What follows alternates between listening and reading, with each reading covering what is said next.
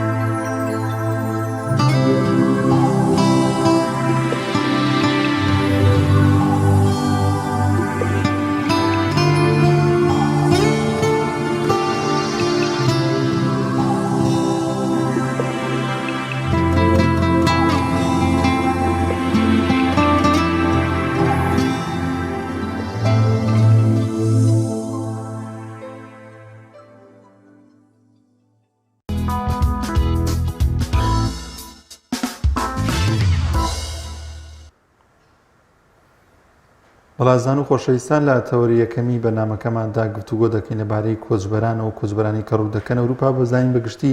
بارودۆخی ژیانیان لە چه ئاستێکدایە، وەروەها ژمارەیان چەندە کە ئێستادا ڕوویان کردوتە وڵاتانی ئەوروپاوە وڵاتانی ئەوروپا چۆن پێشوازیان لێ دەکەن و ئایا لە ئێستادا ئەو کۆچبەرانە کە دەگەن ئایا هیچ وەڵامێکیان دەدرێتەوە یاخود ئەوانەی کە وەڵام نادرێنەوە دەنێرێنەوە بۆ وڵاتانی خۆیان. وەروەها باز لەو دەکەین کە ڕێوشوێنەکان چین ئەو کەسانی کە وەڵام وەردەگرن و دەتوان لێ ئیقامە وەربگرن. گفتوگۆ دەکەین لەو بارەی لەگەڵ میوانەکەمان کە میوانێکمان دەبێت لە بەریتانیاوە کە گەرامە دەبێت. دانیار پێکمان بابەتێکی گرنگە، بابەتێکی گرنگی ڕۆژە گەر ئێستاکە سەردانی بەشێک لە شار و شارۆچکەکانی هەرێمی کوردستان کە زۆر بە ڕوونی ڕێژەی چۆڵبوونی کەمبوونەوەی ئەو گەنجانە لە بازار لە کۆڵانەکان دەبینە. یانی ئەمە ڕەنگە پێشتر هەست بەو مەترسیە نەکرابێ، بەڵام بەڕاستی لەم چەند مانگەی ڕابردوو و بە ئێستاشەوە ڕێژەیەکی زۆر هاونیشتیمانیان گەنجان ڕوودەر لە دەروی وڵاتەکەن. دواتر لەگەڵ میوانەکەمان گفتوگۆیەکی تێر و تەسەل لەو بارەوە دەکەین. بەتایبەت شوان زۆرێک لەو گەنجانەی سەدا ڕوویان کردو سنوورەکانی بیلاڕوسیا کە نازام لێەوە دەردەچن و دەگەن وڵاتانی ئەوروپا. بزانین لە میوانەکەمان پرسیار دەکەین کە بزانین بۆچی زۆرێک لە گەنجان لەو ڕێگەیە دەڕۆن و هەروەها زۆرێک لە گەنجان دەیانێ بگەنە وڵاتی بەریتانیا. ئەمە جێگەی پرسیارە بۆ دەیانێ بگەنە ئەو وڵاتەوە ئایا لەوێ ڕێوشوێنەکان چینوە چۆن کۆچبەران وەردەگرن و مافی پەنابەریان پێدەدەن. گفتوگۆ دەکەین لەگەڵ میوانەکەمان بزانین بەگشتی دانیار میوانەکەمان جارێک حاضر نییە. پێشەوەی بچینە لای میوانەکەمان لە هەرێمی کوردستان لە پاڵەو هەموو بارەدۆخە ناهەموارە و ناڕەحەتەیە، بەڵام کۆمەڵێک بابەتی وەرزشی و کۆمەڵێک بابەتی خۆشگوزارانی هێشتا هەر فرامۆژ نەکراون لە دەڤەری ڕانیا و هەروەها لەوێ لە نێو مەیدانێک لە نێو با بڵێن شوێنێکی کە تایبەتە بە بەخێوکردنی ئەسپ یاخود نمایشکردنی ئەسپ سواری و وەروەها گرنگیدان بۆ جۆرەش لە وەرزش هاوکارمان ڕێناز لەوێ لە کەمپێکی مەشقی ڕاهێنانی ئەسپ سواری ڤیتێکی بۆ ئامادەکردوین بە بزانێ لەوێوان چۆن مەشق دەکەن وەروە چۆن مامەڵە لەگەڵ ئەسپ سواری دەکەن.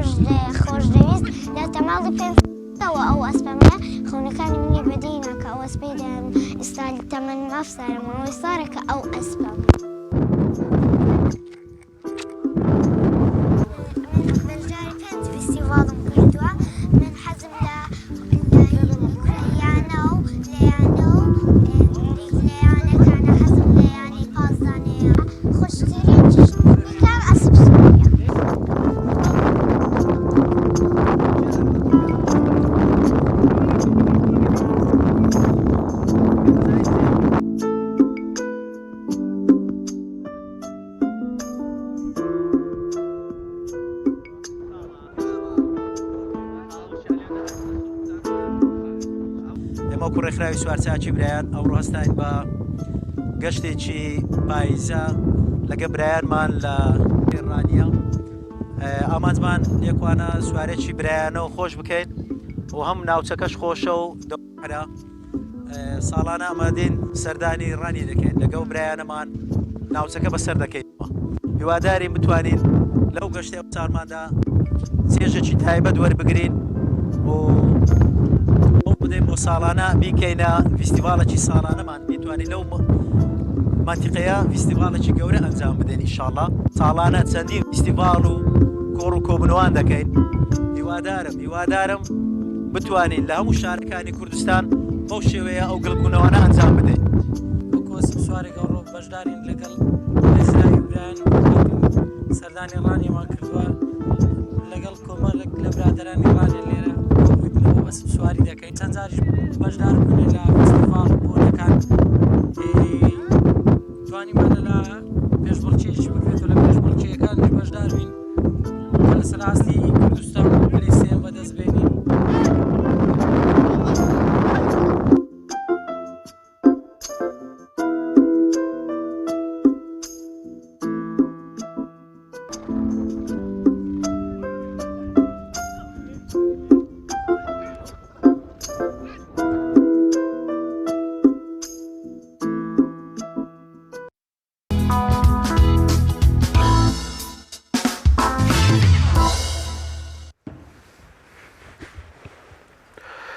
دووبارە سڵاوتان لێبێ عزیزان دیارە بابەتی وەرزشی ئەسپ سواری بابەتێکی لە مێژینەیە چونکە ڕۆژگارێک هۆکارەکانی گواستنەوە هاتوچۆ لە نێو وڵاتان و شار و شارۆچکە و لادێ و دێهاتەکانە یەکێک لە واژەڵانەی کەوا زۆر پشتی پێدەبەسرا و هەروەها سوودی لێ وەردەگیرا لە جیهانی کۆن ئەسپ بوو هەروەها لە پاڵی شاجۆرەکانی تری ڕەشەوڵاق کە بۆ کۆمەڵێکی شوتری ناو ڕۆژانە بەکاردێنان بەڵام ئێستاکە بەهۆی پێشکەوتنی تەکنۆلۆژیا و شارستانێتەوە زیاتر بۆ بابەتی تەفریحی و جۆرێک لە وەرزش و خۆشگوزەرانی بەکاردێنێ بەڵام ڕۆژگارێک ئەسپ سواری وەکو جۆرێک لە شێوەیەک لە شێوەکان چۆن ئێستاکە دەبوو هەموو گەنجێک لاوێک بە هەردوو ڕەگەزەکەەوە کە ئەتوانن شۆفێری بکەن ئۆتۆمۆبیل لێ بخڕن ڕۆژگارێک دەبوو هەموو کەس بیتوانایەکەوە ئەسپ سواری بکات. چۆن لە ئێستادا نرخەکەشی بەقەدەر ئۆتۆمبیل گرانە بەسەر و $10,000 وانەوەیە کە ئەسپێکی زۆر باش و ڕەسەن بێت نرخەکانی گرانەوەیەکێک لەو خصوصیاتی تایبەتمەندانێکە لە ئەسپا هەیەوەیە کە توانای ڕاکردنی زۆرە وەک لەوەی کە توانای بارکردن و ئەوەی هەبێ وەکو ئاژەڵەکانی دیکەمە بێسەش زۆربەی ئۆتۆمۆبیلە پێشکەوتوانێت دروستەکرێ هێزەکەیان بە هێزی ڕاکێشانی سپ هی زانیاری هەیەەوە دانیا تۆ ڕاست وڵی زۆر کەم یعنی هەر ئۆتۆمۆبیلەکە بێ بەقەت چەند ئەسب بەهێز بێت پێما بێ ڕاکێشانی ئەسپ. بەڵێ ئازان هەر لە درێژەی ئەو زانیاری و ویتیانەی بۆمان ئامادەکردوون پێمان بێ دانیار ویتی زۆرمان هەیە ئەمڕۆ ئەگەر بۆ بینەرانی باس بکەی چیترمان هەیە دەمانوێت چیتریان لەگەڵ بەش بکەین پێکەوە سێری بکەین. سۆران پرۆژەی بای فەرموودە کراوەتەوە ئەو کەسانی کە توانیوانە پلەی یەکەمی بەدەست بێن خەڵات کراون کە لەلایەن دەستگای نووری حکمەوە پێم وابێت خەڵات کراون پێکەوە بینەری راپۆرتێک دەبینەوە بارەوە.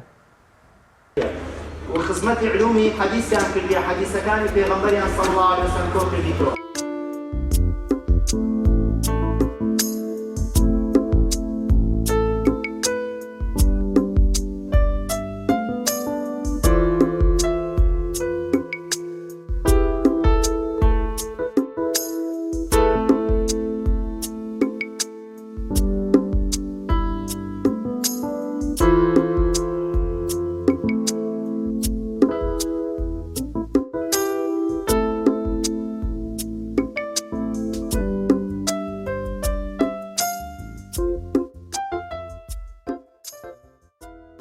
خۆی بەخشندە و میێرەبان دیارە ئێمە ئیمڕۆک و ستافی پرۆژەی بەهای فەرموودا لە شاری سۆران هەڵساین بە ئەنجامدانی ئاهەنگ و سازدانی ئاهەنگێک بۆ دەرچوە یەکەمەکانی پرۆژەی بەهای فەرموودا ئەوانەی کە سەدیانی نابوو و ڕێژەیەکەیان بریتی بوو لە نزیکەی 180 کەس و هەمومان خەڵات کرد. دیارە ئێمە ئەو پرۆژەیە و بۆ ماوەی چەند ساڵێکە بەردەوامە ئەو جارەشان لە قۆناغی شەشەم بوو بەڕێوەچوو و هەوڵە دەین ئینشاڵڵا لە قۆناغەکانی دیکەش لەو پرۆژەیە بەردەوام بین. مەبەستی ئەو پرۆژەیە ئێمە ئەوەیە کە زیاتر بەرەو باشتر تێگەیشتنە بەرەو باشتر تێگەیشتن لە قورئان و سونەتی پێغەمبەر صلی الله علیه و سلم بە تایبەتی خزمەتکردنی سونەتی پێغەمبەر صلی الله علیه و سلم کە خوا پەروەردگار لە قورئانی بەرز و بەپێ زادە فەرمێ قل إن كنتم تحبون الله فاتبعوني واتە ئەگەر خواتان خۆش دەبێت شوێن پێغەمبەر صلی الله علیه و سلم بکەون ئێمەش کە ئەگەر پێغەمبەرمان خۆش بێت صلی الله علیه و سلم و دەبێت شوێن سونەتەکەی بکەوین. بەنای خودای بەخشندە و میهرەبان زۆر بە خێراتنی کەناڵی پێیان دەکەم بۆ پرۆژەی بەهای فەرموودا کە پرۆژەی بەهای فەرموودا پرۆژەیەکی زۆر گەورەیە کە شەشەم قۆناغیەتی و یارمەتی ئەمەی داوە لە سودوەرگرتن لە بە پرۆژەکە فەرموودەکانی پێغەمبەر دووری خوا لەسەر بێت نمرەی 100 مێنە کە زۆر دڵخۆش بووم پێی ئێوە 6 فەرموودەم لەبەر کرد کە لە ژیاندا بەکارمێنە لە قوتابخانەشدا وە سوودی مێبینی.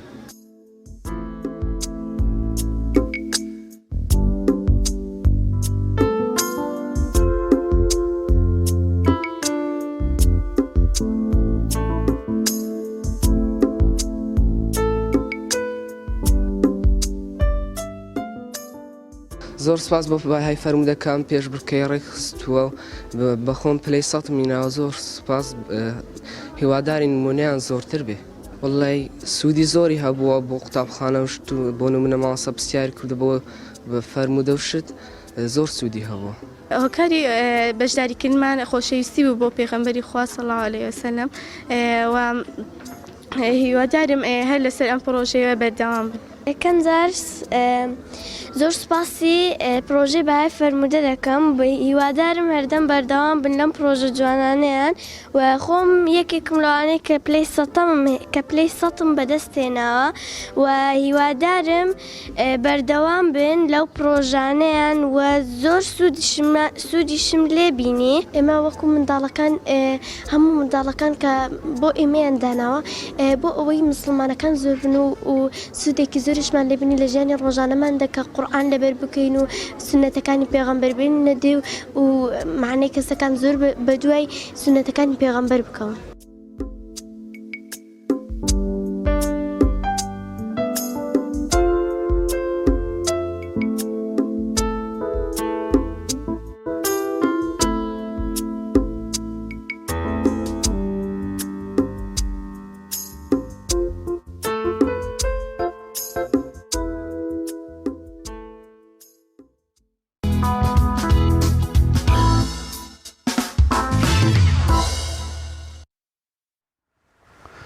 بەڵێ ئازان و خۆشەویستان بەداخەوە ڕۆژ لە دوای ڕۆژ ڕێژەیەکی زۆر لە گەنجان ڕوودەکەنە وڵاتانی ئەوروپا لێ بە تایبەتیتر لە ئێستادا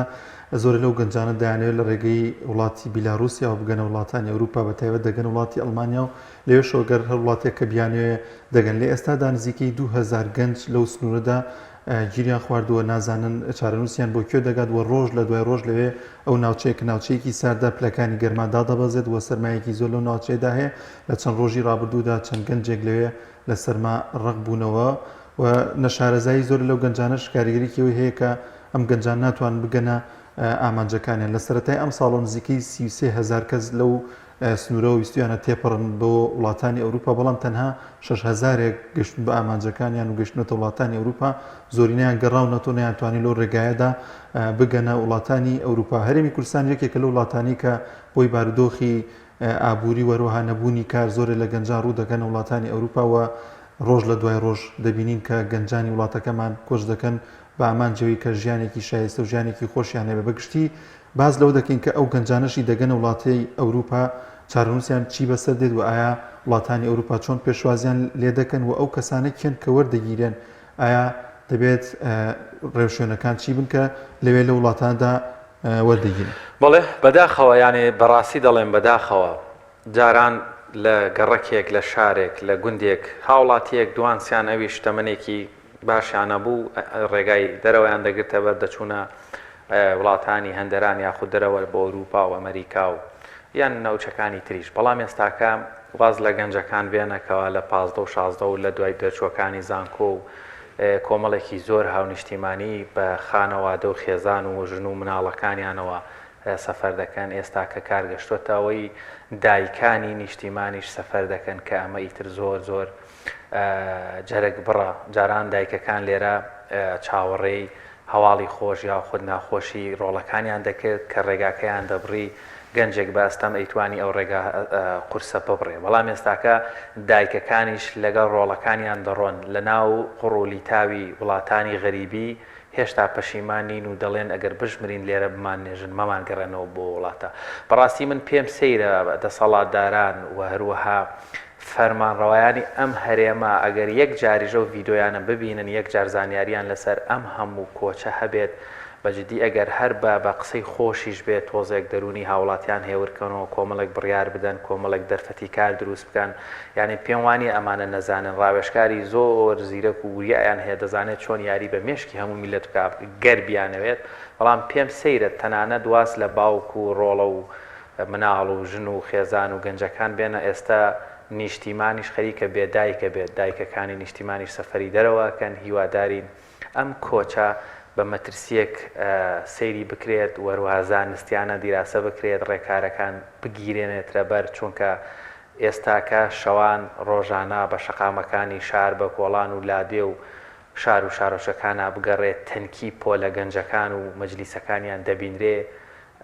بە شێوازێکی زۆر ڕوون هەست بەوە دەکرێتەوە چەندێک لەو گەنجانە و لەو گەڕک و کۆڵان و ماڵانە وڵاتیان بەجێشتوە. بەداخەوەشوان لە ئێستادا زۆرێک ئەوانەشی کە کۆچ دەکەن تەنها ئەو چینە هەژار یاخود مامناوەندەنین لە ئێستادا کەسانی دەوڵەمەندیش کۆچ دەکەن بە تایبەت لە ڕێگەی پاسپۆرتی دۆمەنیکا کە میوانەکەمان بەداخەوە تا ئێستا ئامادەنەوە دەمیست پرسیارەوەی لێ بکەم کە ئایا ئەوانیش کە کۆچ دەکەن ئایا لە ڕێگەیان پاساپۆرتەوە هیچ کێشەیەکیان بۆ دروست نابێت و دەتوانن مافی پەنابەرەتی وەردەگرن. ئەوەی کە گرنگە زۆرێک لەو گەنجانی کە کۆچ دەکەن بۆ وڵاتی بریتانیا کۆچ دەکەن زۆرێک لەوانەشی کە دانیشتون گفتوگۆم لەگەڵدا دەکردوون باز لەو دەکەن کە تەنها لەبەر پارە و پەیداکردنی هەلی کارەکە کۆچ دەکەن. بەڵێ دانیار پێم وابێ بەڕێز کاک حەمە ڕەشید پێنجوێنی هاو نیشتیمانیەکی کورد دانیشتی بریتانیا ئێستا لەگەڵمان ئامادەیە سڵاوی خوات لێبێەوەم کاتت باش کاک حەمە ڕەشید ڕاستەوخۆ دەمەوێت لەوە دەست پێ بکەین دکتۆر حەمە ڕەشید ڕاستەوخۆ لەوە لەگەڵ بەڕێستان دەست پێ بکەین ئایا ڕێژەی کۆچبەران ئێستا لە با بڵێن کۆچبەرانی هەرێمی کوردستان بۆ وڵاتانی تاراگۆ ئەوروپا بەگشتی و بریتانیا بە تایبەتی ڕێژەکە چۆنە هیچ جیاوازیەک ڕووی داوە ڕێژەکە زیادی کردووە؟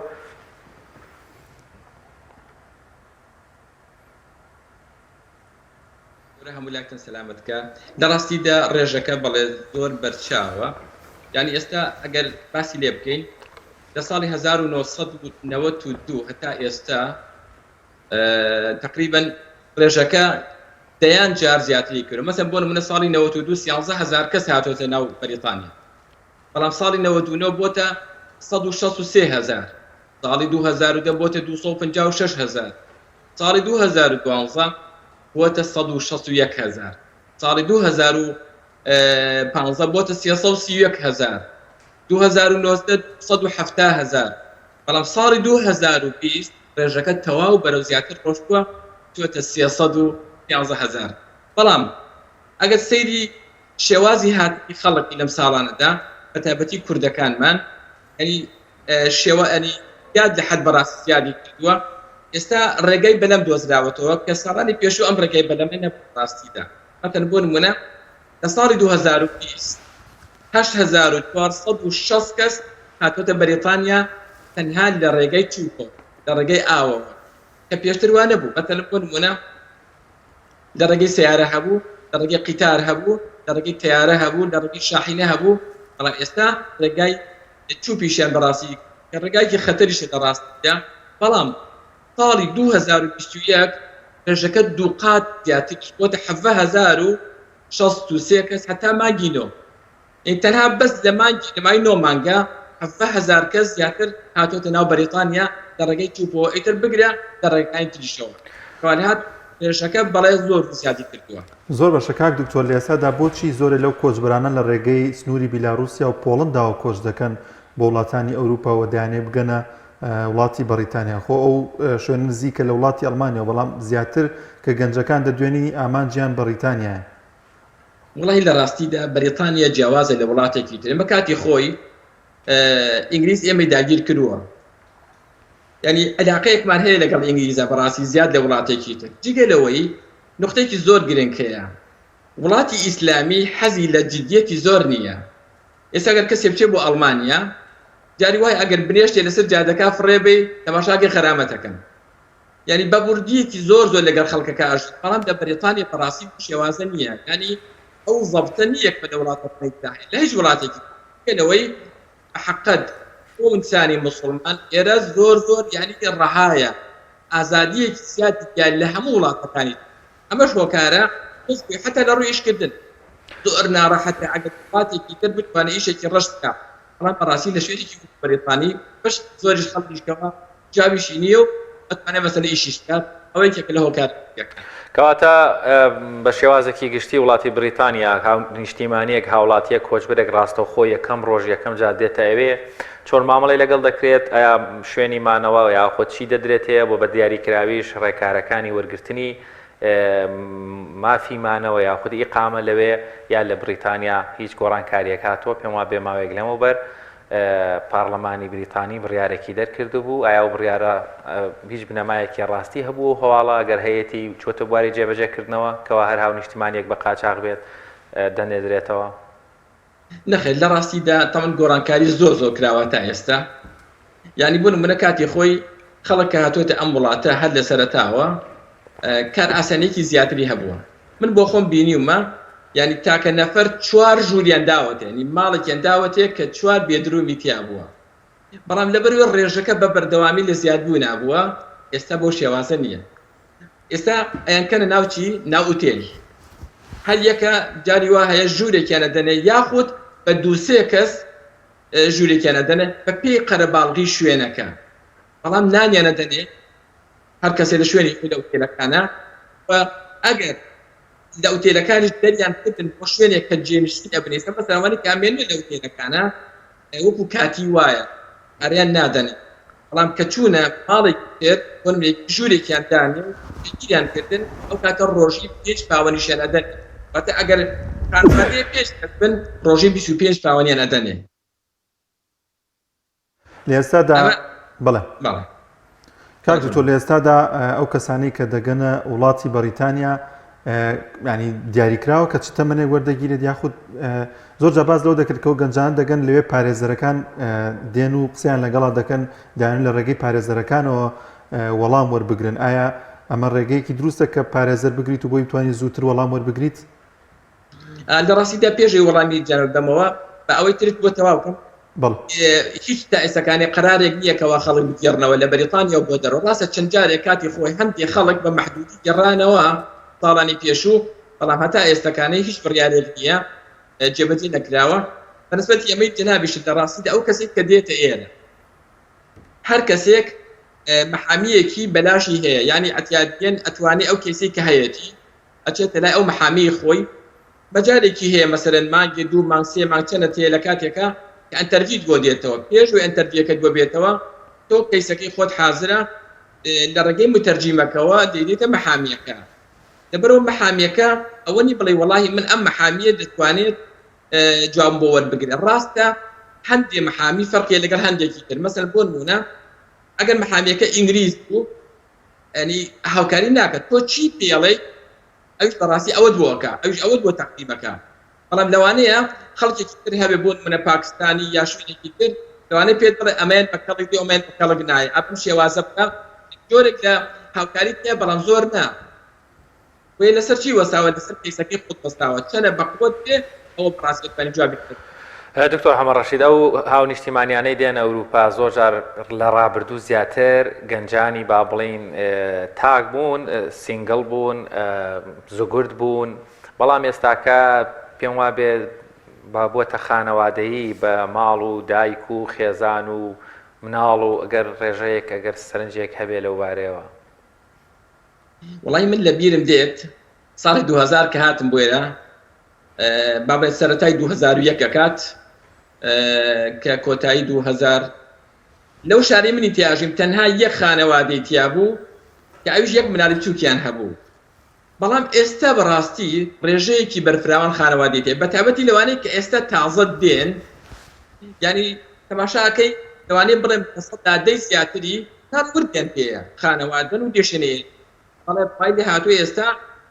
تەمەنی نەماوە بووی خانەوادە بە هەموو شێوازێک ینی ڕێگایەکی خەتەر ئەگرتە بەر بە چەند مناڵی پسکۆلەشەوە حتا مناڵیشی لە خۆرەشێن تێتێتی کەوا لە فەڕەنسا مناڵی بوو بەڵام دێشێتیان بەرەوانێ زۆر باشە کاک دکتۆر زۆرجار دەوترێت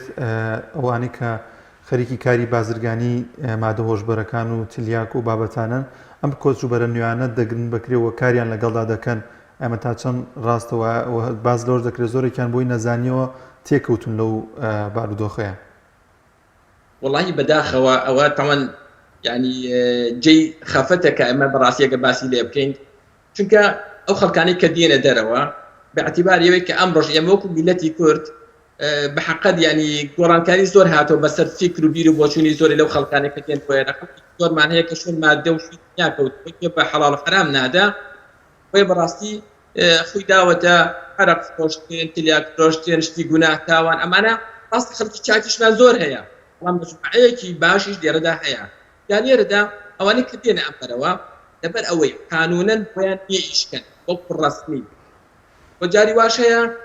شارەزاییان نییە دێتە خواپایەت یەکێک دەستی بکرێ ئەوانیش ئامادەن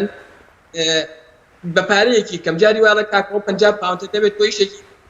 ئاسانم بۆ بکە ئەم سەرفەم بۆ بگەێنە بە فڵان شوێنی کرد زۆر جار ناشی زانن ئەوە زانە پۆستێکە بۆی وەڵام ڕێشێکی ئاسانم دەستکەوت من لەم ڕۆژانەدا برایەکی متەرجیمم دوان ئیشی محکەمە ئەکات متەرجیمەوە ئەگیرێن لە مەحاکم وتم باش وڵی لە ڕاستیدا تلیاقەکان بەشێکی زۆری تلیاک فرۆشەکان باش چەند ئەبن سی چل وتی وڵا زیاتر یعنی یەک کەس کە متەرجمە سەڵدان متەرجیممان هەیە لە بەریتانیایی کورد لێ باشە تەنها یەکێکیان ئەڵێ چل کەس داوە هەرێکێ بە ساڵێک بە زیاتر بەش بەڕاستی کێشەیەکی گەورەیە کە تووشی ئەو جاری زۆر باشە دکتۆر کۆمەڵێک بابەتی تر هەیە بەڕاستی دەمەوێت سوود لە کاتەکە وەربگرین وەڵامیان پرسیارانەش وەرگینەوە زۆر جار پرسیاری ئەوە دروست دەکرێت بۆ نمونە هاو نیشتیمانیەکی کورد دێتە وڵاتی بریتانیا ئەنتەرڤی بۆ دێتەوە یاخود بۆ نایەتەوە بە هەموو شێوەیە قبول ناکرێت ڕەفز وەردەگرێت دواتر چی بەسەر دێ یانێ بۆی هەیە بمێنێتەوە لەوێ ڕێکارەکان چۆنن تووشی سەرگەردانی نابێ ئەی ڕۆڵی ڕێکخراوەکانی یان ڕۆڵی هاو نیشتیمانیانی کورد ئەو لایەنە پەیوەندیدارەکانە بێت چۆن مامەڵە لەگەڵ ئەم کەیس و گەنجانە بکەن کە هیچ مەلەفێکی قانونیان نییە لە ڕاستیدا ئەو کەسانی کە دێن بۆ ئێرە کە خەڵکێکی زۆریشمان لەم شێوازە هەیە پەیوەندی بە کەیسەکەی خۆیەوە هەیە کەیسەکەی خۆی ئەگەر خەرێلی پێ جاری وا هەیە کابرا خۆی کەیسێکی داناوە بۆ خۆی بەڵام غەڵەت ئەکات لە کاتی مقابلەکە لەوانە شەرم بکە یا جاری واشەیە لە ڕێگەی متەرجمەکانە زۆر ئەم هەڵانە کراوە. یعنی من لە یادم دێ نەفەر هەبووە گوتوێتی من بڕم منە باسی کچەکەی کردووە بەڵام نووسراوە کوڕەکەی دوای لەسەر ڕەف زیێنداوە تێ باش تۆ کە کوڕت نییە تۆ بۆچ وتوتە کوڕەکەم جاری وا بۆ مەسەن وتراوە تۆ وتێتی من ڕۆشتوم بۆ شارێکی تر متەرجمەکە وتێتی ئایوۆ کرد ینی بە پێ ڕۆشتوم حاکم پێڵێ باشە چۆن تۆ توانی بە پێ بڕۆیت ئەڵێ وڵای نەموتە من بپێ ینی ئەم خەلەلانە هەیە بەڕاستی دیگە لەوێ کە زەعیفی و بە قووەتی کەیسەکەشی بۆیە ئەو کەسانەی کە ڕەفز وەرەگرن سەرەتا لە سەدا 90 هۆم ئۆفیس ڕەفز ئەدات کە وەزارەتی ناوخۆیە ئەڵێ ئەم کێسانە درۆن و ناسێت بتوایە و ئەمە لە عوز خۆ دێنێتەوە یەکسەر ڕەفزیەدات بەڵام قاڵەکان ئەنووسێ ڕێگات تێکوات لەسەرانە بەڵام بەزۆری لەکوێ وەریەکردن لە محکەمە بۆ کە هۆم ئۆفیس بە دوای نقطەی لاوازی تۆ ئەگەڕ ئەوە ڕەفز باتێ بەڵام حاکم بە دوای نقطەی قوتی تۆ ئەگەڕێ ئەوێ جوابت بات ئەگەر قانون لێ بتگرێتەوە جواب ئەدات بەری خەڵک لەکوێ وەریەگرێ لە محکەمە جوابەکە بکرێت بەڵام ئەگەر کەسێک لە محکەمەش وەری نەکرد هایکۆرت هەیە ئەگەر هایکۆرت قبوڵی کرد لەسەری محکەمەکەەوە کە ئەوش بەسادی پوری کێشی ناکەن ئەگەر دەوێش هەر ڕەفز کرد ئەو کاتە معاشی ناداتێ پێمێنێتەوە سێکشن فۆر هەیە جارێک ئەم کەسە ئەم کوشبەرە ڕاجعەیەکی کەیسەکە ئیزافەیەکی تێکاتەوە جارێک داواکاتەوە سەرەتا کە ڕەفزێتایە وێنەکەی لێسێنەوە معاشەکەی ئەپڕ دوای شوێنی بۆ گێڕنەوە معاش بۆ گێڕنەوە جارێکی کرد توانێها دەرکردن نیە بە بۆ گێڕانەوە خۆش وڵات زۆر باشە کاک دکتۆر ڕۆڵی کەسانی خێرخواز و باوەڕداران چییە لەوانەی کە ئەو کۆچبرانی کە دەگەنە ئەوێت چۆن هاوکاریان دەکەن وڵی شتێکی زۆر گرنگە بەڕاستی لە جالەی کوردیدا بە حەقەت ڕۆحی تەعاون زۆر زیاری لە هەموو ڕۆیەکەوە یعنی بڕوا بکە لەوە ئەگەر لەو سەرجادەیە سیارەکەت لێ بقەومێ بڕێ وەڵایم پێویستم پێیەتی هەر لە فەیسبووکە بیرسی لەوەشێ 10 کەس بێت بە خۆی و سیارەکەیەوە لێ بۆ هاوکاریتەوە ئەمە شتێکی گرنگە لە ڕووی هاوکاری ئەوانشی کە دێن چەندین مونەظەمەی خێرخوازیمان هەیە لەم وڵاتەدا ئینی کوردەکان بەڕاستی ماڵ بە ماڵاشن تەنانەت جلوبەرگیان بۆ دابینەکەن بۆ ئەوانەی کەوا تازە هاتووڕێ خواردنیان بۆ دروستەکەن بۆیان بن بۆ هۆتێلەکان حتا تەنانەت بانیانەکەن بۆچی بۆ شوێنەکان بۆیان یاخود بۆ ماڵەکان خۆش لەبەرەوە ئەمە جێگەی بەڕاستی ڕێزە هاوکاری هەتا لەسەری خۆیانەوەستە حتا بۆ ئیشکردنەوە بەڕاستی ئەو خەڵکی دێ بۆ ئێرەیان ئیشیان بۆ بدۆست کاک دکتۆر حەمە ڕەشید بەڕاستی دەمەوێت بابەتێک بۆ ڕژێنم کە بەنیەتێکی خێر نەک بێتە مای سەرێشە زۆربەی و گەنجانەی نیشتیمان بەجێ دێڵن لەم بەرپرس و دەسەڵاتدار و هێزە سیاسەکانی کوردستان ناڕازین بۆیە وڵات بەجێ دێڵن دەزانین ئەم بەرپرسانی ئەمەش ئەگەر ڕەشەبایەکی بێز لە کوردستان دروست ببێت ڕاستەوە خۆ وڵات بەجێ دێڵن و هەردێنەوە بۆ بندەسی ئەم گەنجانە ئەم بەدبەختی کە ڕووی لە کوردستان کردو ئەو هەموو گەنجە باشە لە دەزەدەین ئەی خێرێکی تایە گەنجەکانی ئەوەندە وشیار و وریابن لە ڕووی یاسایی و قانونیەوە بتوانن لەوێش نێڵن ئەو بەرپرس و زاڵم و دزوو چەتانە کە کوردستان بەجێ دێڵن و بۆ ئیسراحەت دێنە ئەوروپا لەوێ نێڵن ئیسراحەت بکەن چکە لە کۆتاییدی هەوارە ئارامەکەی ئەوانیش ئارام نابێت ئەو هەموو هەزاران گەنجە تووڕەیە لە نیشتیمان لەوێ چاوەڕێ ئەوان دەکات بە پێی یاسا دەتوانن هیچ جۆرە گردبوونەوەیەک یا خۆت ناڕەزایەتیەک گرفتێک بۆ ئەو کەسانی ئێرە کە دێن بۆوێت دروست بکەن وڵی لە ڕاستیدا ئێرە وڵاتی قانونە ڕاستە ئەگەر بەرپرسێ بێ بۆ ئێرە بەڕاستی بوون ئەگەر بزانن لە چ شوێنێکە کۆمەڵێک گەنج ئەڕوات و پەڕەیەخەشی پێگرن و قسەشی پێڵ و ئیهانەشی پێکەن لە دوورەوە بەڵام دەبەرەوەی وڵاتی قانونە لەوە زیاتر ناتوانن بکەن بە حەقە بۆشتە حکومە دەیانگرێت یان خاتە سپشتەوە ئەمەش بەڕاستی مەسلحەت جگە لەوەی بەڕاستی بەشێکی زۆری ئەوانەی کە هاتوون بۆ دەرەوە سەرقاڵی ئیشکردنن دەبیانێت تاوەرە خەریکی ئیشکردنەوەی ناپەرژێ بەڕاستی بچێت دەرەوانەی بەتابەتی ئەوانەش کە دێن ئەگەر بچێتە شوێنە حکومیەکان ئەگەر نانێ ناو خەڵکەکەوە کەوەی خۆیان شوێنی تایبەتیان هەبێ بۆ شوێنانە وی ئەوانش بەڕاستی ئێوانە هەیە کە تێکڵاوی خەڵک بەڵێ ڕۆژی زۆر هوشیارە زۆر بێزارن لە گەندەڵی يعني هەمووی ئەتوانم بڵێم بە شکلێک تەنانەت حتى ئەحزابی ئەلمانەکان خۆشیان مجموعەیەکی زۆریان ڕاستی بێزار لەو ئاکارەی کەوا ئەیبیسن لە هەرێمی بێخستیە ئەمەش بەڕاستی وای کردووە کە ئەو خەڵکانە خۆشە لە ڕۆژان ئەگەر بگەڕێت هەرێمی کوردستان بەڕاستی هەر ئەو نەفەرانە نین کە جاران کوردمانە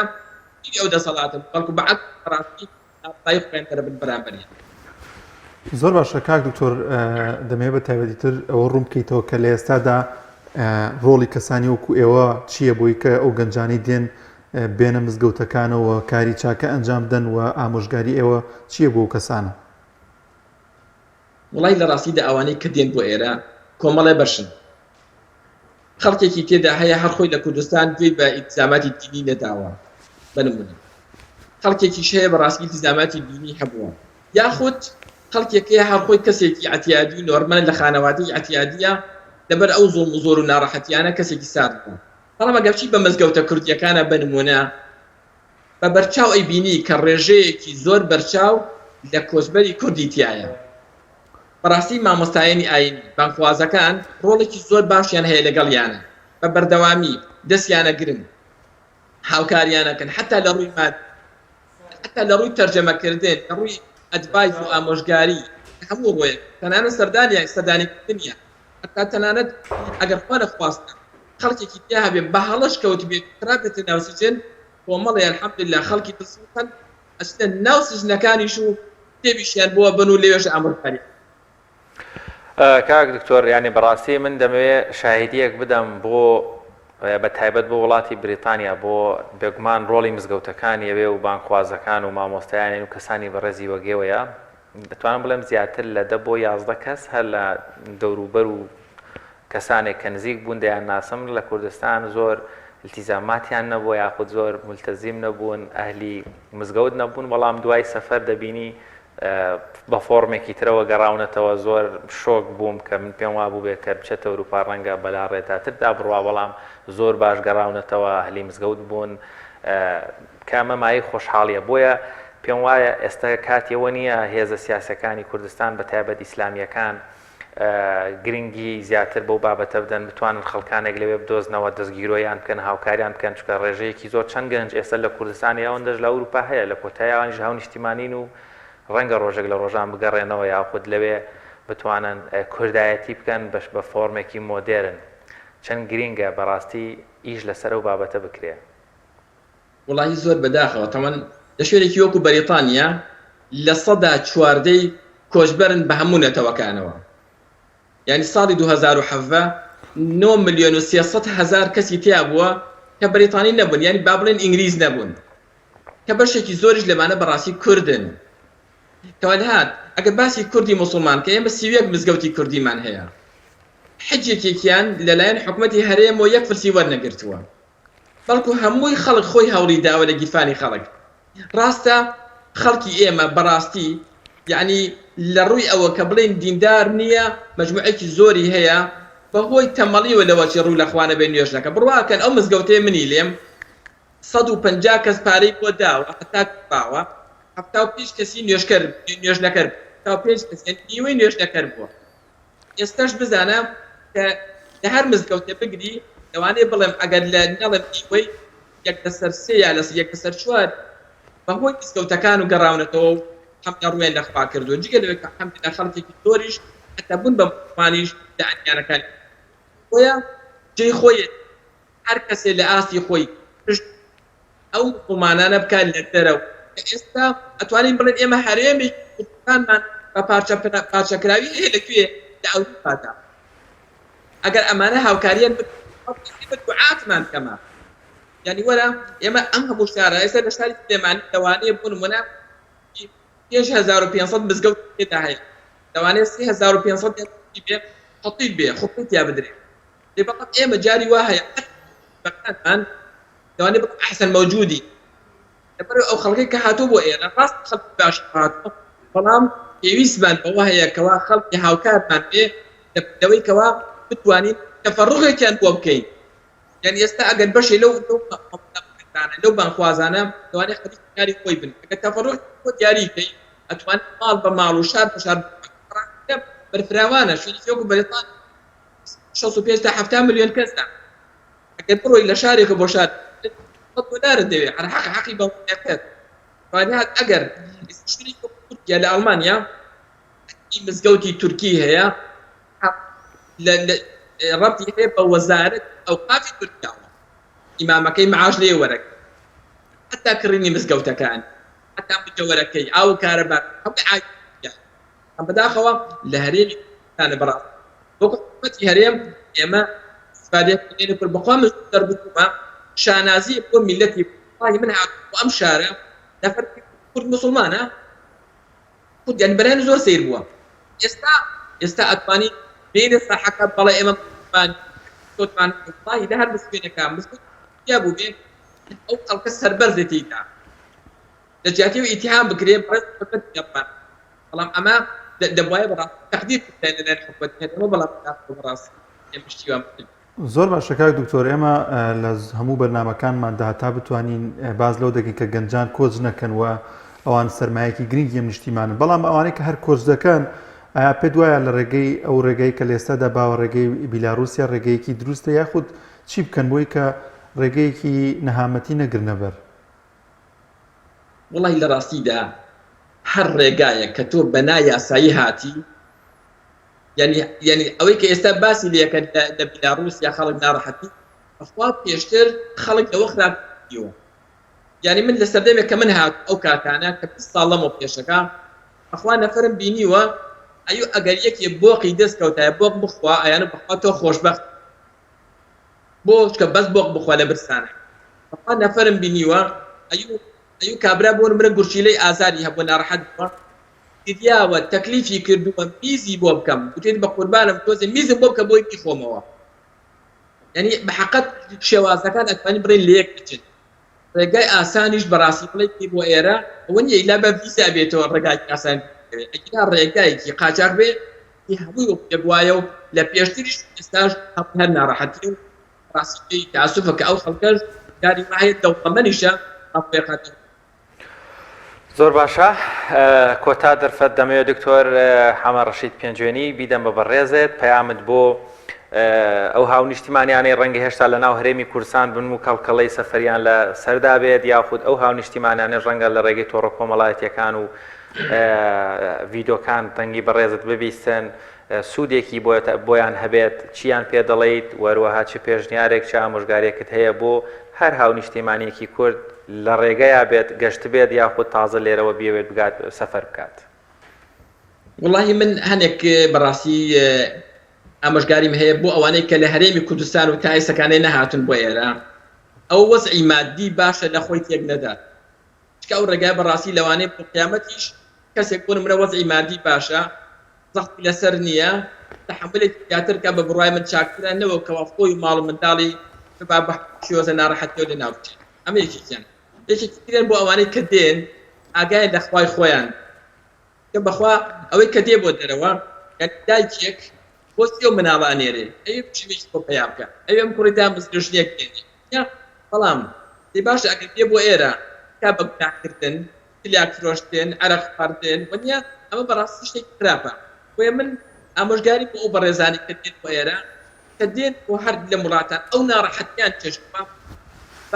بە شێوازێکی مانی باڕووکەنە مزگەوتەکان تا بگەڕێنەوانێ تا سابتن کە بە حەقەت ئەگەر کەسێک بێت بۆ گوناه بۆ تاوان گوناه تاوان لە کوردستان و لە هەموو شوێنێکی چەیە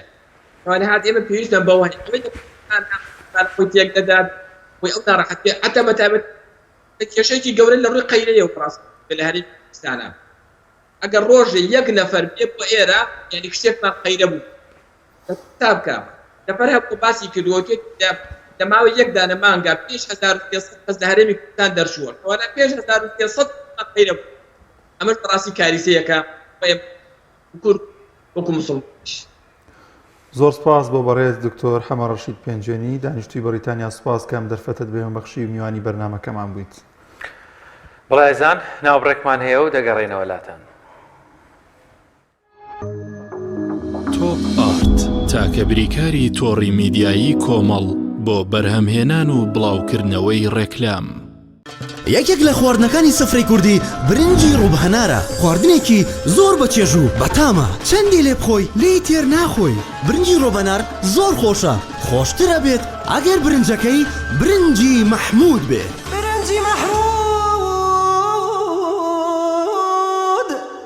کام شیر باشترینە بۆ کۆرپەکەم؟ شیری دایک باشترین و پارێزراوترین سەرچاوی خۆراکیە بۆ کۆرپەکەت. بەڵام لە هەندێک باردا دایکان ناتوانن شیری خۆیان بدەن بە منداڵەکانیان. بۆیە من پێشنیاری شیری کۆنفیلاک دەکەم وەکو تاکە جێگرەوەی شیری دایکان کە لەلایەن فۆنتێراوە بەرهەم دەهێنرێت کە شارەزایی زیاتر لە 50 ساڵیان هەیە لەو بوارەدا. ئایا کۆنفیلاک گونجاوە بۆ گەشەی کۆرپەکەم؟ بە دڵنیاییەوە کۆنفیلاک سەرجەم سەرچاوە گرنگەکانی خۆراکی تایە بۆ گەشەی سروشتی منداڵ و بەهێزبوونی ماسوولکە و چاو و ئێسک و گەشەکردنێکی ئاسایی مێشک. ئەتوانی نمونەیەکی تاقیب بکەینەوە؟ بێگومان ئێوە دەتوانن نمونەی شیری کۆنفیلاک تاقیب بکەنەوە و ئەنجامە سەرسوڕهێنەرەکانی ببینن. شیری کۆنفیلاک تاکە شیری جێگرەوە دوای شیری دایکان دەوڵەمەندە بە ئۆمیگا 3، ئاسن، کۆلین و ڤیتامین و کانزاکان و سەرجەم سەرچاوە خۆراکی گرنگەکانی گەشەی کۆرپەلا. کۆنفیلاک یەکەم شیر دوای شیری دایک. کارگەی ئاوی سلێمانی تازەترین بەرهەمی خستە بازاڕەوە. کارگەی ئاوی سلێمانی بەهۆی کوالیتیە بەرزەکەی و ئاوە سازگەرەکەی یەکەمین کارگەیە لە عێراقدا کە بەرهەمەکانی لە ئەوروپا و ئیمارات بەردەستن. بۆنی کەمترین بڕی سۆدیۆم و نەبوونی نیترات لە ئاوی بەڕادی سلێمانی وای کردووە ببێتە خاوەنی 7 بڕوانەمی جیهانی و نێودەوڵەتی. ئاوی بەڕادی سلێمانی دڵنیایی زیاتر، تەندروستی باشتر. کارگەی ئاوی سلێمانی. تۆپ ئارت تاکە بریکاری تۆڕی میدیایی کۆمەڵ بۆ بەرهەمهێنان و بڵاوکردنەوەی ڕێکلام.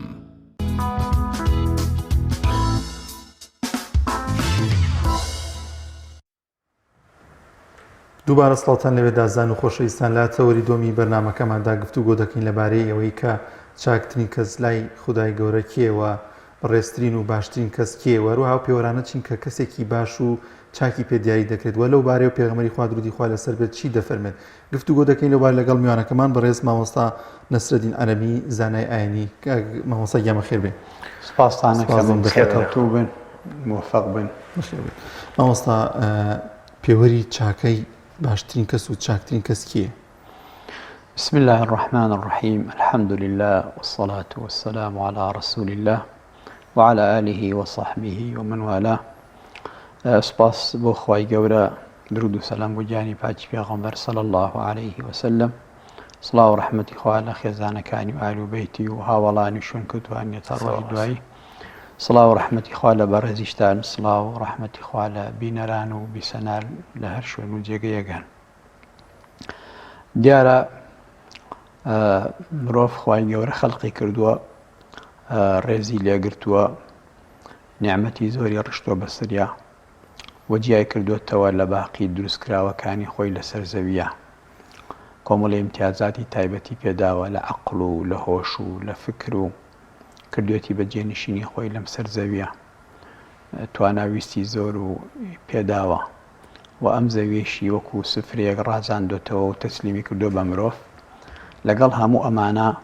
خوای گەورە ئاماژەی بە کۆمەڵی شت کردووە لە قورئاندا بە تایبەتی کە بریتیە لە ئیمان و تەقوا بە معنایەکی فراوان هەستان بە جێنشینی پەروەردگار لەسەر زەویدا خەلیفەت الله فی الئەرض بەمانە مرۆڤە بێتە مرۆڤێکی بەختەوەر، مرۆڤێکی گەورە، مرۆڤێکی ڕێزگیلاو.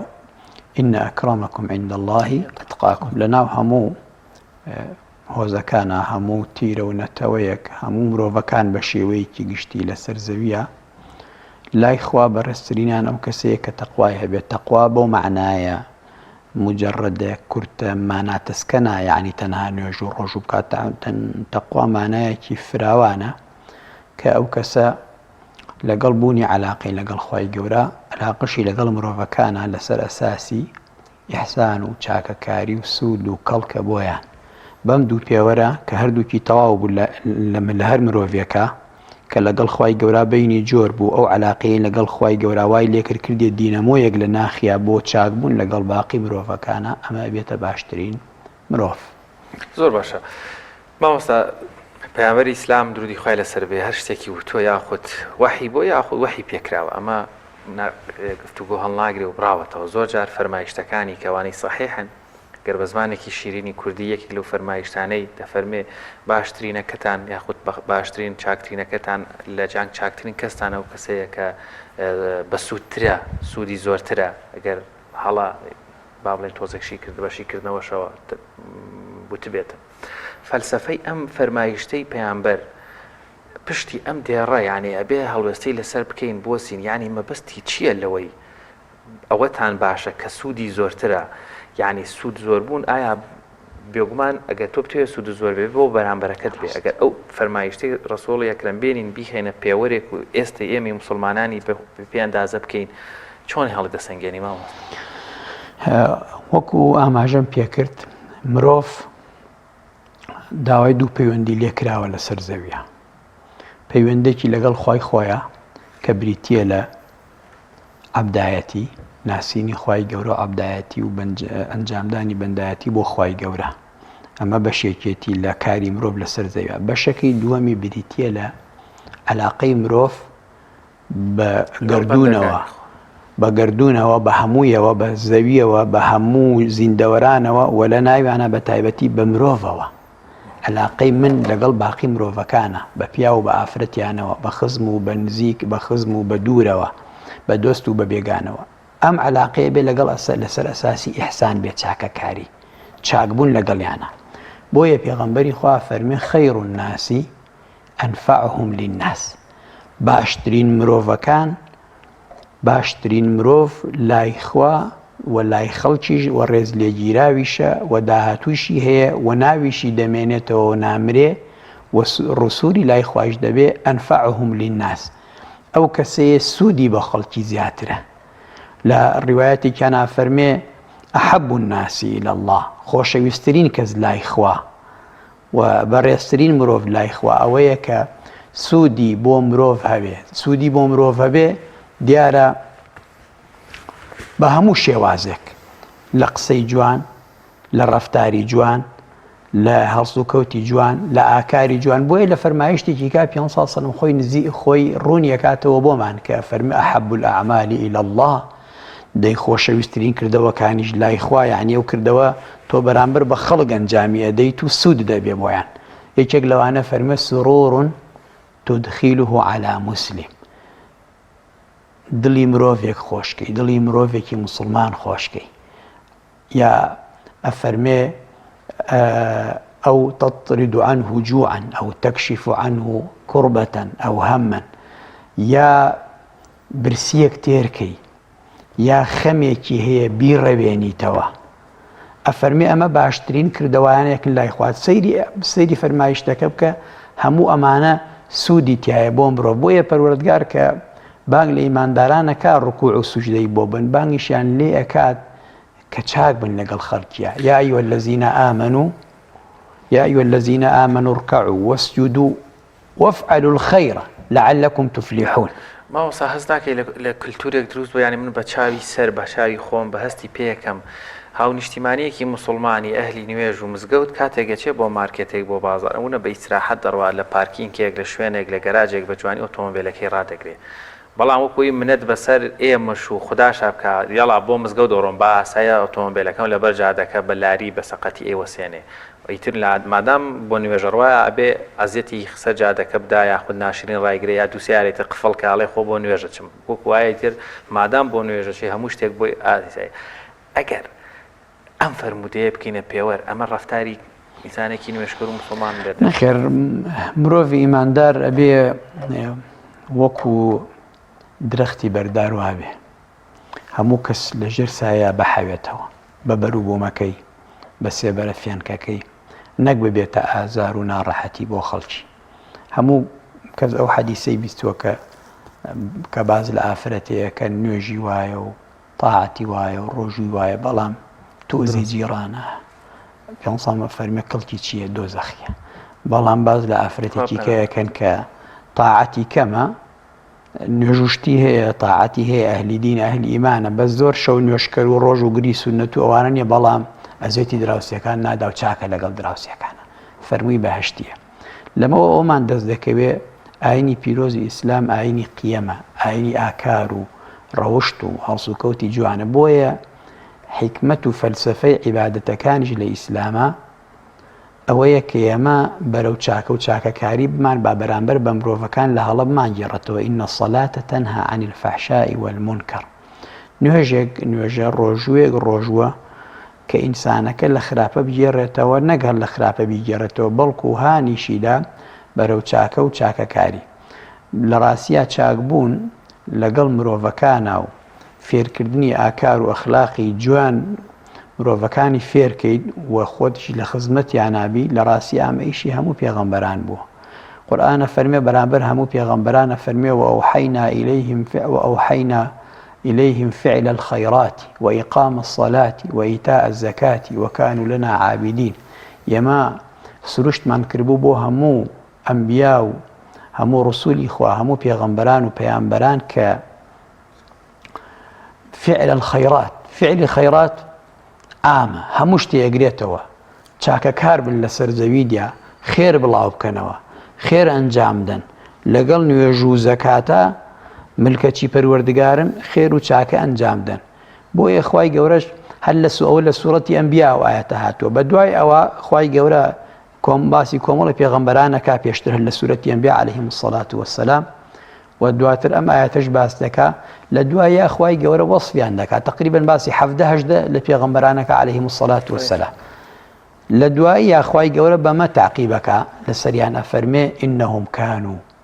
يعني پێغەمبەران عەلەیهیم الصەلاة وەسسەلام یوساریعون فی الخەیرات، پەلەیانەکرد لە چاکەکردنە. خەیرات لەگەڵ خەڵکی ئاکرێ، چاکەکاری لەگەڵ خەڵکی ئاکرێ، لەگەڵ خەڵکی خوا ئاکرێ، لەگەڵ هەموو ژینگە و سروشتی شاد، حتا لەگەڵ ئاژەڵەکان ئاکرێ و بەتایبەتی لە پێش هەمویان و لەگەڵ مرۆڤەکانە. إنهم كانوا يسارعون في الخيرات ويدعوننا رغبا ورهبا وكانوا لنا خاشعين. يعني چەند وەصفێکی جوانە. کەواتە ئەو کەسەی کە لە دنیا لەسەر ئاکاری جوان ئەشی نابێتە ئەزیێت، دراوسەیەک نابێتە ئەزیێت بۆ دراوسەکەی، مۆزەفێک لە دایرە نابێتە ئەزیێت بۆ هاوڕێکەی، مدیری دائیرەیەک و هەر کەسێک هەر مەسئولیات و بەرپرسیەتێکی لە بەردەسایە و کۆمەڵی خەڵکی بە دەورایە، نەک هەر نابێتە ئەزیێت بۆیان. لەگەڵەوە نابێتە ئەزیێت بۆیان، باسەکەی ئەمە لەوەیە ئەبێتە خێریش بۆیان، ئەنفعهم لەهم، چاکە بۆیان. ئەمە ڕێچکەی پێغەمبەرانی گرتو عەلەیهیم الصەلاة وەسسەلام. حتا مرۆڤەکان با هەر کەسێکیش بن، با حتا لەگەڵ بیرکردنەوەی توانە گونجێ، حتا با دینی تۆش نەبێ، گرنگ ئەوەیە تۆ تەعاملی لەگەڵا بە چاکە و بە باش دەکەیت. زۆر باش مامۆستا، تا چەند گرنگە کەوابی بکەینەوە ئەو چاکەکردانە تەنها لە پێناو ڕەزامەندی خوای گەورەیە، ینی بۆ ڕەزامەندی خوای گەورە بیکەین. نەک زۆر جار دەبینین کەسێک چاکەیەکمان بەرامبەر دەکات، شێوازێک لە ڕیایی پێوە یاخود باسی دەکاتەوە لە چەند شوێنی کە باسی و چاکەی خۆی دەکات کە بەرامبەر کەسێکی دیکەی کردووە. تا چەند گرنگە ئەم جۆرە چاکەکردانە لەگەڵ یەکتری دەکەین تەنها لە پێناو ڕەزامەندی خوای گەورە بێت. هەر ئیشێک، هەر کارێک ئێمە لە دنیا ئەنجامی دەدەین ئەبێ پاڵنەری سەرەکی لە ناخمانە بۆ خوابوون بێ، لەبەر خاتری خوا بێ، لەبەر سوپاس و دەستخۆشی خەڵکی نەبێت. ئەگەر لەبەر خوابوو لیوەجهی الله لە پێناوی خوابوو ئەجرەکەمان لای خوای گەورە دەست دەکەوێتەوە. وما تقدموا لأنفسكم من خير تجدوه عند الله هو خيرا وأعظم أجرا. ئەوەی ئێوە لە چاکە ئەنجامی بدەن، لە ئاکاری جوان ئەنجامی بدەن، لای خوا دەستانەکەوێتەوە. بەمەرجی ئێوە لە ناخا لەبەر خاتری خوا کردبێتان. خەڵکی بە دەوروبەردا وەسفزانەکە و دوعای خێرتان بۆوەکا و دەستخۆشیتان لێەکەن، ئەوە نیعمەتە و خوا نەیبڕێ، بەس تۆ نابێت لە پێناوی ئەوە بیکی. ئەگەر لە پێناوی ئەوە کردت ئەجرەکەت ئەفەوتێ. دوو کە وەسفیان نەکردی سار دەبیتەوە، کە بەعکسەوە باسی خراپەیان کردی ئەوەنەی تریز عاجەبی و دوورەکەویتەوە. بەڵام ئینسانی ئیماندار ئەگەر بە ئیخلاس کاری کرد، نە دەستخۆشی خەڵکی مەغروریەکە تووشی ڕیایەکات و نیەتە پاکەکەیە گۆڕێ، نە ئەوەی کە دەستخۆشیشی لێ نەکەن ساردی بکاتەوە لە کاری خۆی، بەڵکو کاری خۆی بەردەوامە. چونکە کاری مرۆڤ لە ژیانە وەکو وتم ئیشی سەرەکی مرۆڤ بریتێ لە چاکەکردن لەگەڵ دەوروبەریدا دوای بەندایەتی بۆ خوای گەورە. بەندایەتیەکەی بۆ خوای گەورەش بۆ ئەوەیە چاک بێ لەگەڵیانە. لەبەرەوە ئەمە ئیشی مرۆڤە لەسەر زەویدا کە چاک بی بۆ تێگەڕای مرۆڤەکان و خێرت بۆیان هەبێ و دڵیان خۆشکەی و بەدەمیانەوەبی و کار ئاسانیان بۆ بکەیت. زۆر باشە مامۆستا من دەبێت سەرنجی بەڕێزت بزانم بەڕێستان دکتۆراتان لە زانستە ئیسلامیەکان هەیە و هەروە مامۆستایەکی یانی زانایەکی یانی فتوام لێت ناوێ ڕێی خۆتن دێت ئێستا کە بە پێی ئامارەکان لە بەس سنتەری شاری سلێمانی وەرگین ڕۆژانە 10 بۆ 15 هاونیشتیمانی لە تەمەنە جیاوازەکان وەفات دەکەن بەهۆی ڤایرۆسی کۆرۆناوە بە شێوازە گۆڕاوەکەی لە پاڵیشیا تەواوی ناوەندە زانستی جیهانیە پزیشکیەکان پشڕاستی وەرگرتنی ڤایرۆسی کۆرۆنایان کردوتەوە پێکوتەی کۆرۆنایان کردووە کە سوودی هەیە گەر زیانیشی نەبێت لاوەکیە دەبینین 13 هاونیشتیمانیان بنوونە لە شاری سلێمانی پێکوتەی کۆرۆنایان وەرگرتووە کە ئێمە بە ئامارە عامەکە وەرگین 90 موسڵمانی من کاتێک کە خۆمە کوتم ڕاستەوخۆ تۆژە پارێزم چونکە نابمە گوازەرەوەیەک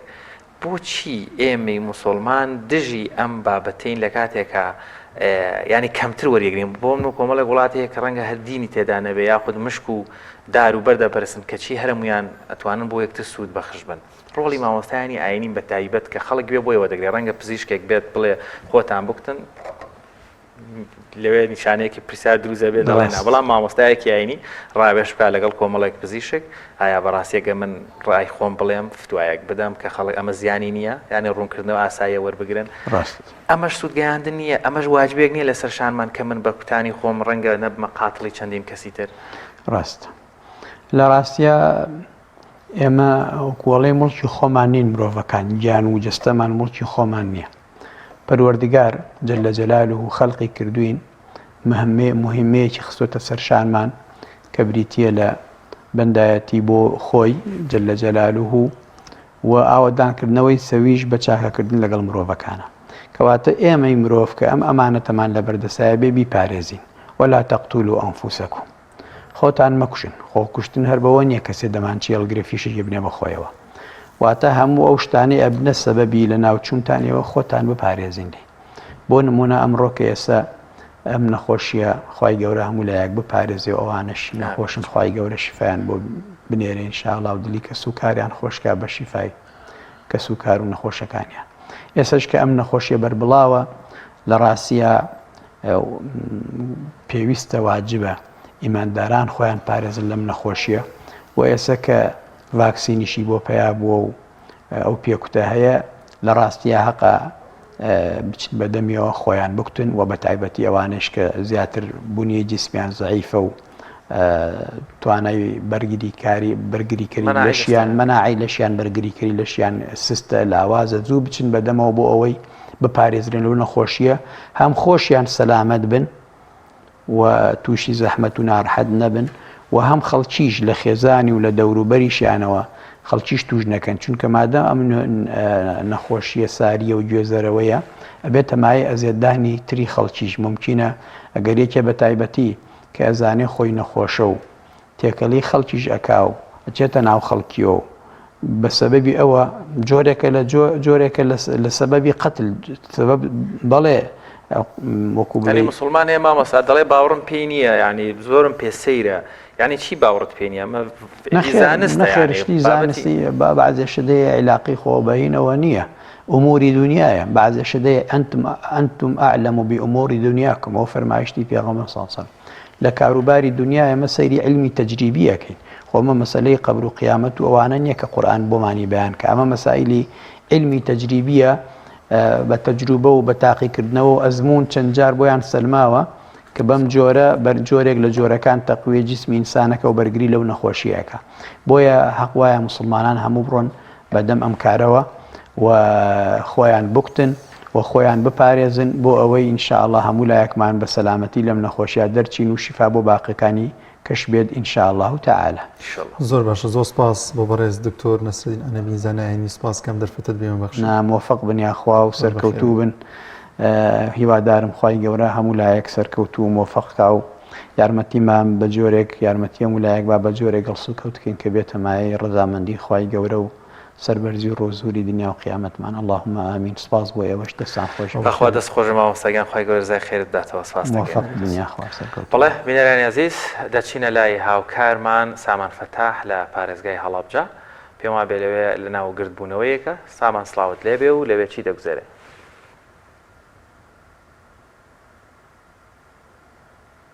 بەڵێ دیارە لە پارێزگای هەڵابجا هاوشێوەی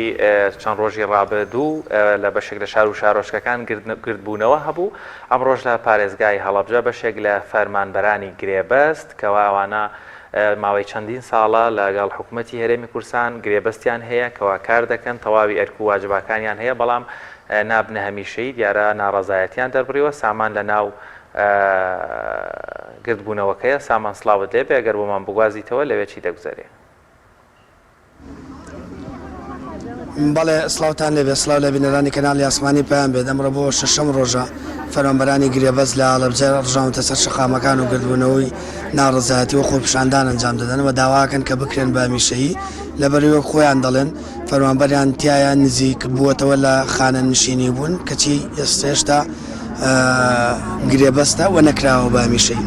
وەک دەبینین لە پشتی منەوە ئەمن بەشیکانە دوێنم سڵاو لێبێ سڵاو تۆ سەرچاو چەند ساڵە گرێبەستی و داواکاریتان چییە؟ من تقریبا 6 بوو لە شارەوانی بووم گرێبەست بووم بەڵام بە 450 بوو دوای کات دەریان کردی بۆ کۆمپانیایە کردیان بە 400 سل لە تربیە داوامەکە بە 250,000 8 ساڵە لەوێ داوامەکە زۆر باشە ئەگەر ئێوە ئەگەر بێنە پێشەوە پێم بڵێن چەند ساڵە گرێبەستن 7 ساڵەتە 7 ساڵە گرێبەستم لە ماوەی قەیرانی نەکەی شاکە موچیان کەم کردەوە نزیکەی 275,000 پێدا 275,000 مناڵێکی مەسئول بەشی کارتی مۆبایلەکەی ناکە ڕاستێکی داوامانە ئەوەیە بمانکەن بە ڕسمی بە هەمیشەی داواکاریتان چییە؟ داواکاری ئاڕاستەی کیە کە ئەنجومەنی وەزیران پێشووتریش کۆبوونەوەی ئەنجامدا بەڵام گرفت و کێشەیەوەی نەخستە بەرنامەی کارەکەیەوە داواکاریتان چییە؟ کاسەوە نەسەڵە گرێبەستین بەبێ دێداپڕانە ئیش داوامی خۆمان کردو ئێمە تا نەسەڵە گرێبەستین نەمە تا سەنجار وعدمان پێدراوە ئیشمان بۆ جێبەجێ نەکراوە داوا لە سەرکەی حکوومەت دەکەین ئیشەکان بۆ جێبەجێ بکە تەنێەوە مەعاناتان هەیە بە ئیمتیازاتان نییە لەوەی کە گرێبەستن کاسەمی مش خزمەت بۆ حسێب نییە سڵام بۆ حسێب بڵێ ئێمە خزمەت بۆ حسێب هیچمان بۆ حسێب نییە داوا لە سەرکەی حکوومەت دەکەین ئیشەکان بۆ جێبەجێ بکە دیارە لێرە ئەمە بۆ شەشەم ڕۆژە لێرە گردبوونەتەوە داواکەن کە بکرێن بە هەمیشەی ئەم فەرمانبەرانە کاک دارە سڵاو لێبێ تۆ چەند لە چ دایرێ داوامەکەی چەند ساڵە گرێبەست نزیکی تقریبنەوە بۆ 14 ساڵ زیاتر ئەم بەرەو 15 ڕۆم لێوە داوام کردووە بە بەردەوامی لە کاتی کەرنتینە و نەبوونی داوامە هەرداوام کردووە لە کاتی بڕینە هەر بە هاوشێوە نیوە بەنی و لێمان بڕاوە و ئەو سوزانمی تراوە داواکاریمانەوەنێ کە بمانکەن بە هەمیشەیی قەرارە خۆی 3 ساڵ تۆ لە ژێر بڵێن تەجروبە بێ چاودێریابی بەڵام ئەوەتە من 500 ساڵ بۆ 500 ساڵ تا ئەڕوات 500 خەریکە تەواوکەم دیارە ئەمان وەک خۆیان دەڵێن زیاتر لە 500 ساڵە بێ گرێبەستن و فەرمانبەر ناوشانی فەرمانبەرانی هەمیشەیی کار دەکەن و لە کاردان لە فەرمانگەکاندا ئیشوکارەکانیان بەڕێ دەکەن بەپێی یاسار فەرمانبەرێکیش 3 ساڵ گرێبەست بێ دەکرێت بە هەمیشەیی بەڵام حکوومەت یاسایی ڕاگرتووە ماوەی چەندین ساڵە لە ئێستادا ئەم فەرمانبەرانە داوا دەکەن و داوا لە حکوومەت دەکەن کە بکرێن بە هەمیشەیی و ئەوەش ئاشکرا دەکەن کە سوور دەبن لەسەر داواکاریەکانیان و ڕۆژانی ئایندەش ناڕزایەتەکانیان بەرفراوانتر دەکەن و لەسەر شەقامەکان بەردەوام دەبن و دەمێننەوە تاوەکەوەی کە حکوومەت ئاوڕێک لە ژیانیان دەداتەوە دێ بەدەم داواکاریەکانیانەوە لە هەڵەبجە لەگەڵماناوی سپاس بۆ زانیاریەکان بەڵێ دیارە ئەم گردبوونەوەانە بەداخەوە دەبێ لایەنە پەیوەنددارەکان بەدەم داواکاریەکانەوە بێن بەڕاستی پێم وایە ئێستش نەچوە بچێت دەرفەتێکی زێڕین لە بەردەم هەرێمی کوردستان هەیە کە هەمووان بە یەک دەنگ و بە یەک ڕنگ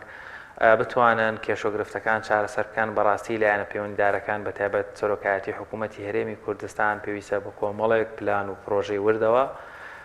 تەواوی چینەکانی کۆمەلگا چ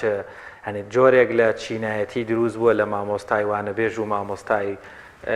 مەحاضر و مامۆستای هەمیشەیی لە کاتێکە ئەرک و واجبەکانیان یەکشتە بەڵام مافەکانیان و شایستەی دارایان جیاوازە بە هەمان شێوە مامۆستایەکی فەرمانبەرێکی گرێبەست لەگەڵ فەرمانبەرێکی یاسایی کێشۆگرفتی بۆ دروستە بێ ئەم بابەتانە لە هەرێمی کوردستان زۆر بوون پێویستیان بە چارەسەری بنەڕەتی و هەروەها چاکردنی ئەم کێشانە هەیە چونکە ئاخیری خێر نییە بەم شێوە هەموو خەڵکێک لەسەر جا دەبێ بڵێ دیارە لە ڕانیە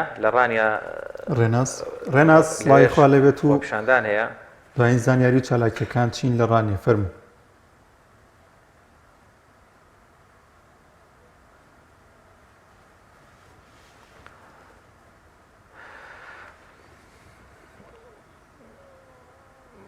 بەڵێ دیارە دانیار هاوکارمان ڕێناست دەنگی ناگاتە لای ئێمە لە ڕانیەش بە هەمان شێوە خۆپیشاندان و گردبوونەوە هەیە دیارە خۆپیشاندان و گردبوونەوەکان بەردەوامیان هەیە هەر کێشەکان وەجبەیەک چارەسەر دەکرێت و بابەتێکی دەردێت ئەمە بەداخەوە تا و بابەتر شەکلایی دەبێتەوە نمایشێکمان هەیە ئەگەر نمایشێکی سەرۆناکێشە کە لە وڵاتی چین کەسێک بە مزراح کۆمەڵێک نمایشی سیر و سەمەرە دەکات پێکەوە بینەری دەبی.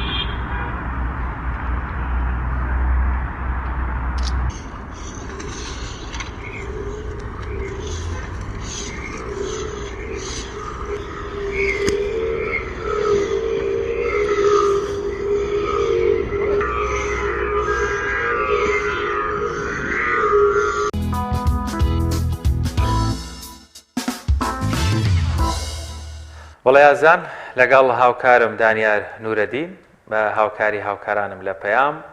ڕگە و بابەتەکانی ئەمڕۆی پەیامی ڕۆژمان پێشکەشکردن ئەیشەڵا جێگەی سوود و ڕەزامەندی ئێوە بوو بن. سپاس تا ئەم کاتە بینەری ئێمە بوون. بەخوای گەورەتان دەسپێرین خواتان لەگەڵ.